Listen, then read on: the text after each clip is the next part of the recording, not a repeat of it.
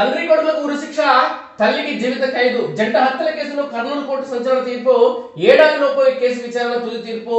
మన కర్నూలుకు సంబంధించిన వార్త ఇది. కానీ ఈ ఉమ్మడి పాలమూరు జిల్లాకు సంబంధించిన వ్యక్తులని, కుటుంబాన్ని వీళ్ళు చంపేయడం జరిగింది ఈ రాక్షసులు. దీనికి సంబంధించిన వార్త ఒకసారి చూస్తే కర్నూలు కోర్టులో సంచలనాత్మక తీర్పు వెలువడింది. ఓ కేసులో తండ్రి కొడుకులకు ఉరిశిక్ష విధిస్తూ కోర్టు తీర్పు వెలువరించింది. మరొకరికి జీవిత ఖైదు విధించింది. కర్నూలు 4వ అదనపు కోర్టు ఇచ్చిన ఈ తీర్పు ఇప్పుడు సంచలనంగా మారింది. పెళ్లైన 14 రోజులకి అనుమానంతో భార్య అత్తను చంపి మామను తీవ్రంగా గాయపరిచిన కేసులో ఇద్దరికి ఉరిశిక్ష, ఒకరికి జీవిత ఖైదు విధిస్తూ కర్నూలు 4వ అదనపు జిల్లా సెషన్స్ కోర్టు న్యాయాధికారికి ప్రతిభాదేవి బుధవారం సంచలన తీర్పునిచ్చారు. ప్రాసిక్యూషన్ కథనం మేరకు వివరాలు ఇలా ఉన్నాయి.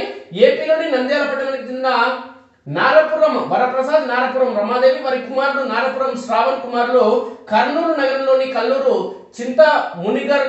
చింతముని నగర్ కు వచ్చి స్థిరపడ్డారు.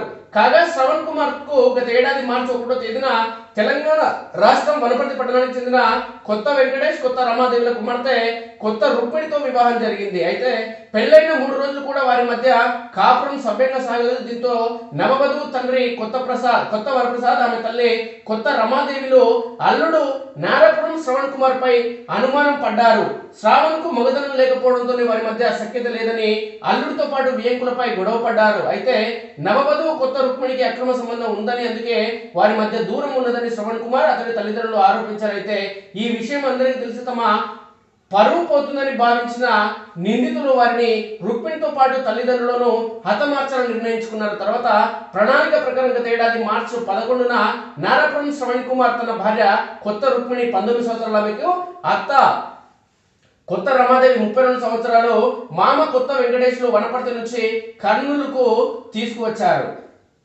తమ పథకంలో భాగంగా అదే రోజు తల్లి నారపురం కృష్ణావేణిని ఇంటి బయట కాపలాగా ఉంచి శ్రవణ్ కుమార్ తన తండ్రి వరప్రసాద్ తో కలిసి కొత్త రుక్మిణి, ఆమె తల్లి కొత్త రమాదేవిని కత్తులతో పొడిచి అతి కిరాతకంగా హత్య చేశారు. అడ్డు వచ్చిన నవవధువు తండ్రి కొత్త వెంకటేష్ కూడా తీవ్రంగా గాయపరిచారు.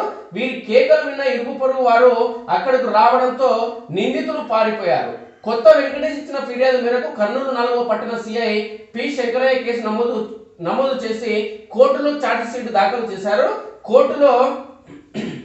కేసు నమోదు చేసి కోర్టులో నిందితులపై నేరం రుజువు కావడంతో మొదటి నిందితుడైన నారపురం శ్రవణ్ కుమార్, అతని తండ్రి నారపురం వరప్రసాద్ కు ఉరిశిక్ష, వారికి సహకరించిన తల్లి నారపురం కృష్ణవేణికి జీవిత ఖైదు విధిస్తూ కోర్టు తీర్పునిచ్చింది. ప్రాసిక్యూషన్ తరపున పబ్లిక్ ప్రాసిక్యూటర్ ప్రకాష్ రెడ్డి వాదనలు వినిపించారు. హత్య జరిగిన ఏడాదిలోపే కేసును విచారించి కోర్టులో ఛార్జ్షీట్ దాఖలు చేసి తీర్పు కూడా వెలువరించడంపై న్యాయవాదులు హర్షం వ్యక్తం చేశారు. ఈ కేసులో 90 రోజుల్లో విచారణ పూర్తి చేసి ఛార్జ్షీట్ దాఖలు చేసిన కర్నూలు డీఎస్పీ విజయ్ శేఖర్, 4వ పట్టణ సిఐ శంకరయ్యను జిల్లా ఎస్పీ కృష్ణకాంత్ అభినందించడం జరిగింది. వీళ్ళకంట విద్యుత్ ఉందంట, వీళ్ళకంట అవమానం భరించలేమని చెప్పి పానం తీసిరు. ఇప్పుడు ఓలేదురా మీ అవమానం, ఇప్పుడు ఓతురు సస్తారు. ఇప్పుడు ఎట్లుంటుంది అవమానం, ప్రపంచం మొత్తం తెలిసిపోయాయి మీ భాగవతం అంతా. ఏదో తప్పు జరిగిందని ఏదో మాట్లాడుకుంటే అయిపోయేదానికి పానాలు తీసి మీ పానాలు తీసుకునేందుకు సిద్ధమవుతుంది.